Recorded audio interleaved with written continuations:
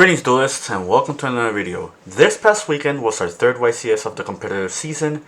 What makes this event vastly different from the previous two YCSs is that this will be our last YCS under this current Forbidden and Limited list. As we already know, this past Friday, our next ban list got revealed for the next format, and it takes into effect the 25th of this month in September, meaning that the next YCS, which is Dortmund on the 29th, will be our first YCS under the next format. Before we discuss what happened in Mexico, let's do the same thing we did last time with the Vancouver covering, and let's cover what happened at the previous YCS. I think it's always important to look at what happened previously because it was only 1 week apart between events, and it kind of makes the players have fundamental understandings on the hurdles they need to face when it comes from one event to the next and tackling on so on and so forth. Some of these players that are playing at these events are players who have actually went through to all the YCSs previously. One example is Pac and Jesse, just to name a few. But yeah, let's quickly begin. So when it comes to the deck breakdown, we see that Unchained was dominating the event. Not only that, we also saw that Dragon Link was also doing very well. And Purely and Castira, they still had a stronghold in the format, but what mainly predicated to the other decks doing as well was because there was more and more hate for the main deck, for decks like Castira and Purely, than it was for decks like Unchained and Dragon Link. So another thing to note is that one thing that made Dragons do so well is because their matchup against Unchained was not unfavorable. But despite all of that, they didn't make it to top 16. Most of the tops were by Unchained. So before going into the next event, a lot of players needed to adapt to Unchained because it was by far the dominant deck. But not only that, they also had to make sure that you had a strong foothold against the other decks of the format. I made a video previously talking about how a lot of non-engine was going to decide more games with just your deck choice, and I'll link the video in the description. I know I had comments saying that if I bring up a video I spoke about prior, I should link them. That way they can see what I was talking about instead of just looking and surfing through the channel. I also remember that speaking about the fact that this next event was going to be good experimentation of how people would adapt with the non-engine. And that a balancing act was needed in order for you to thrive in future event. Pretty much you need to adapt for decks like Unchained, but you also need to make sure that Kashtira doesn't gain ground with whatever you're doing, as well as other decks that were already in the format that were very popular like Purely. So now we look at Mexico and we see not exactly what I was expecting, but it is something that makes a lot of sense. We see that Kashtira took the most spots in Top Cut, slightly above Unchained, and there are many reasons for this. As we discussed previously in the past, I think most people would agree that Kashtira is one of the more dominant decks in this format, and something that something to take note of is that one of the reasons the strategy was was not being super consistent in Top Cut in the past was because a lot of silver bullet cards that solidified the matchup was very played in many people's strategy, and in order for Kashtira to keep up, they really needed to adapt. However, being over prepared for Kashtira made it so a lot of decks were not as prepared for Unchained, meaning that people probably were predicated more to teching for Unchained, and then they lost ground, like, with whatever engine that they had against Kashtira. So pretty much Kashtira had a lot of breathing room, and it made it a lot easier for them to deal with the current decks. So we already know that Kashtira already plays like a lot of really strong cards. Like in their main deck, they play Dimension Shifter as an example of one card that's really strong. They also play like Arise Heart just existing is already a gatekeeper for a lot of decks and strategies. So Kashtira really didn't need a lot in order to adapt to whatever it was countering it. As you can see from this list, they're playing Forbidden Lands and Enemy Controller. So this makes it so a lot of the cards that were already against Kashtira, like the book cards for example, they had a way to counter them while also still doing their strategy. Because if Kashtira like resolves all their plays in a 1v1 environment and their non-engine can fight through the opponent's non-engine, pretty much Kashtira just takes the lead. Like their game is pretty much strong. They have a very strong grind game. They have really oppressive monsters. All their monsters are pretty much big. They have a lot of recursion, like through cards like Birth and like activating multiple planets and Theosis recurring cards. So yeah, like they really didn't need a lot. I think like stuff like Enemy Controller and Lance are just enough.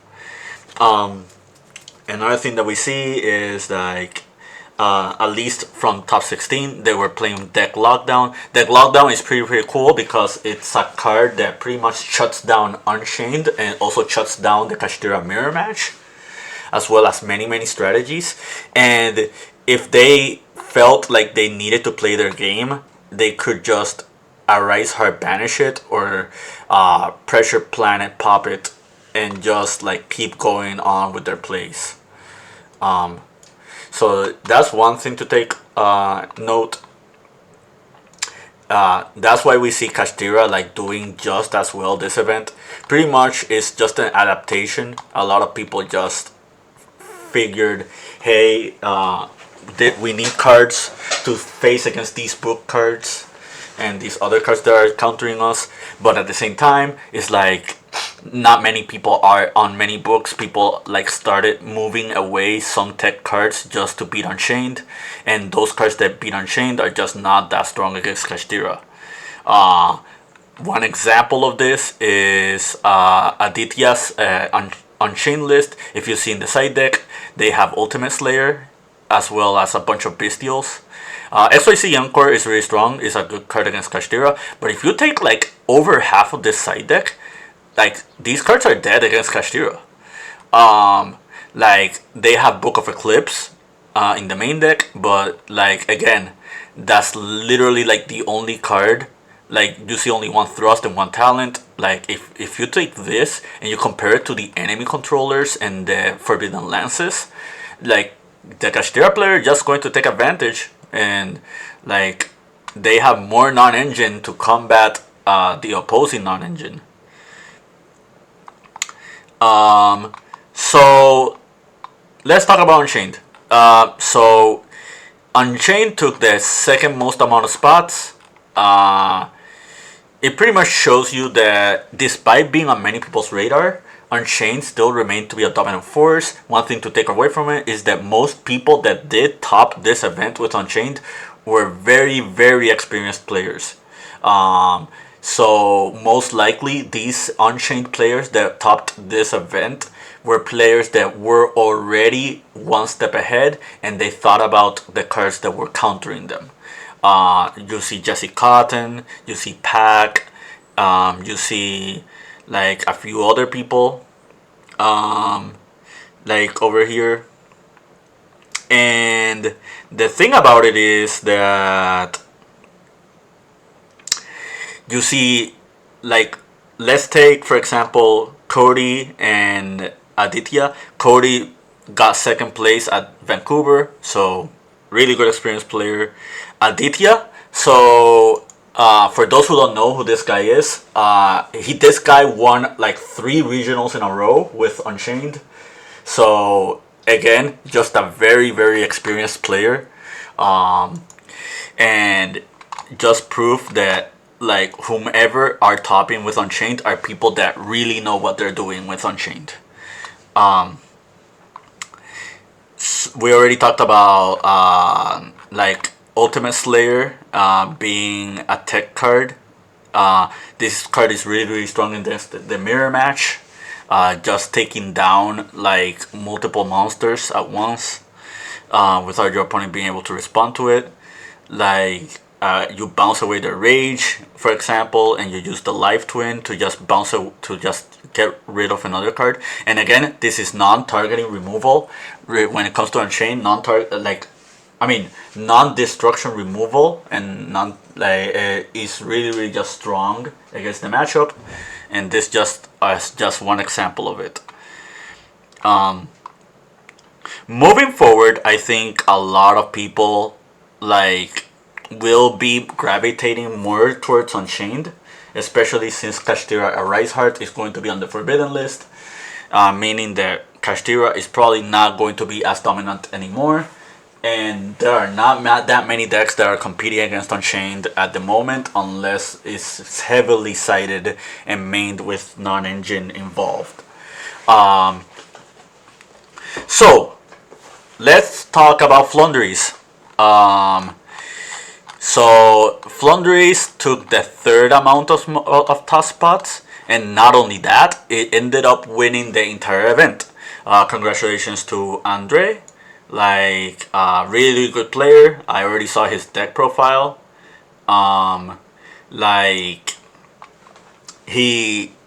It's in Spanish, but it's pretty much very straightforward. He explains how he already faced a lot of the decks already in the format, and how some cards were very very favorable for him.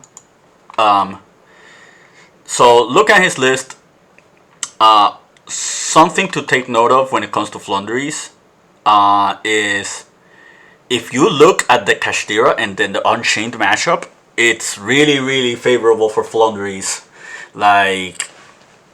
Versus Unchained, they don't care about their end board. High King Caesar doesn't do anything. The Unchained Soul of Rage doesn't do anything.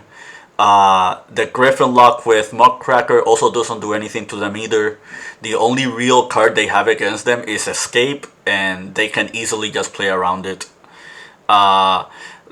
Summoning Empen means it shuts down many of the deck's plays, and it forces them to play more defensive in order to get rid of the board. This is a deck that can play cards that are really really strong against them as well.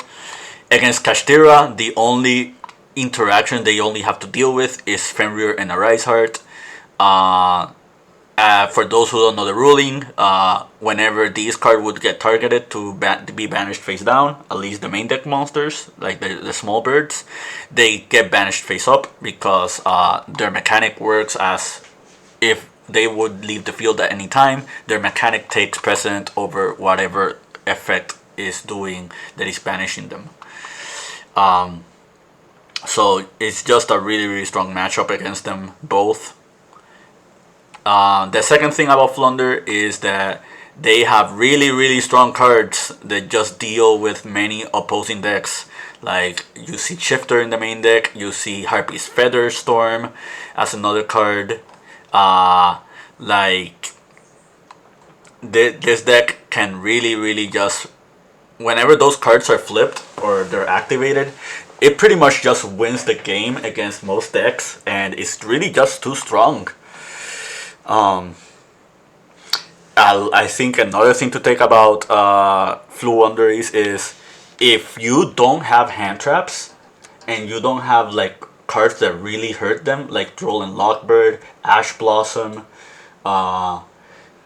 this deck is just going to steamroll advantage over you, because this is a very strong deck. It has a resource loop.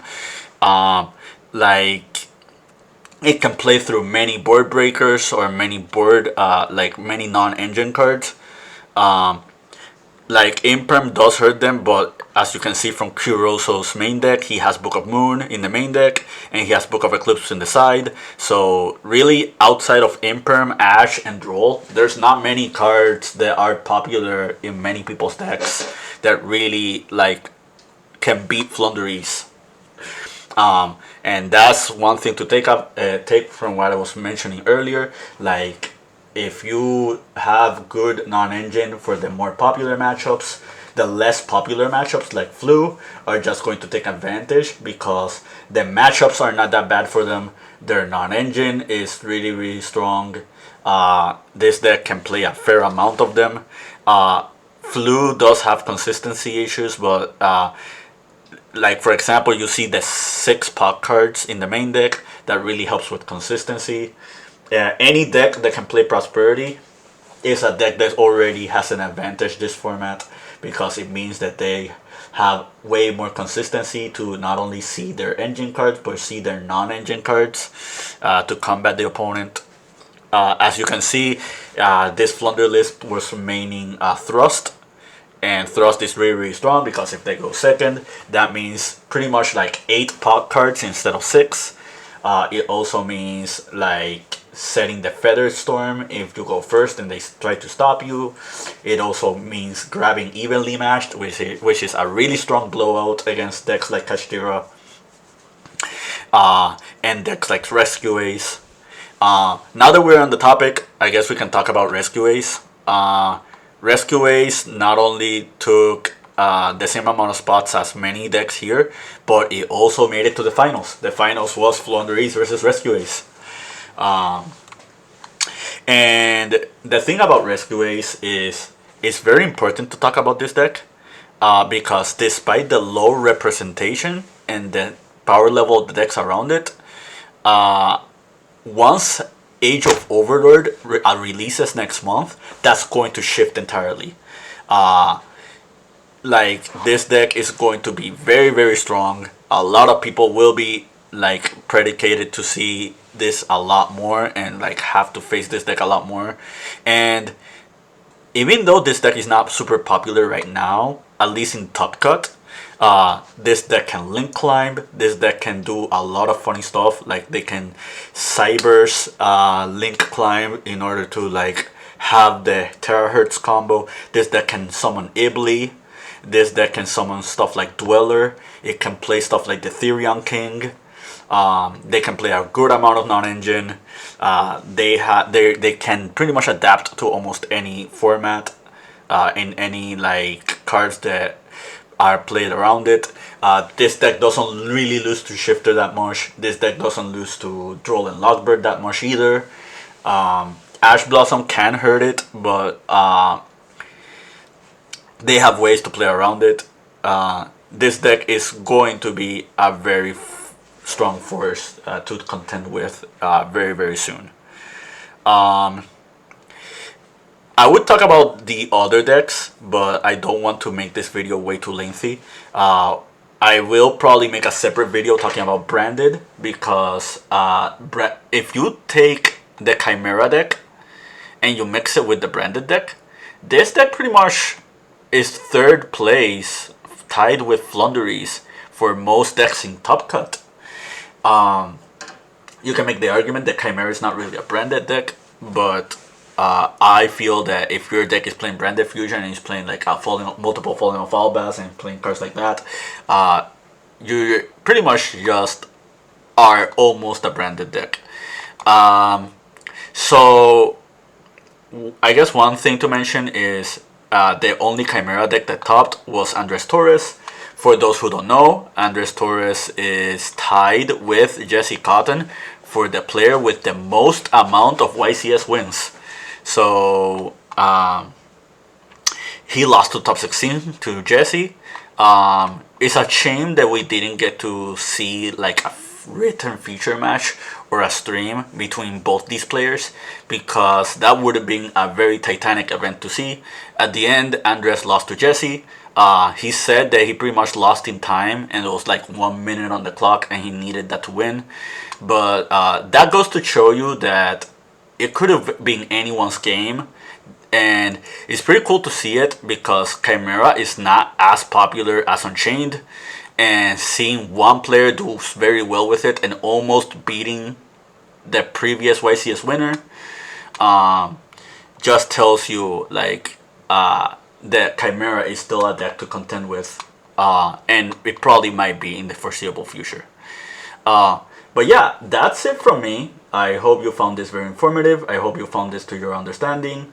I will bring up more content to you involving the format very, very soon. For now, just enjoy the rest of this format. Keep practicing and keep dueling.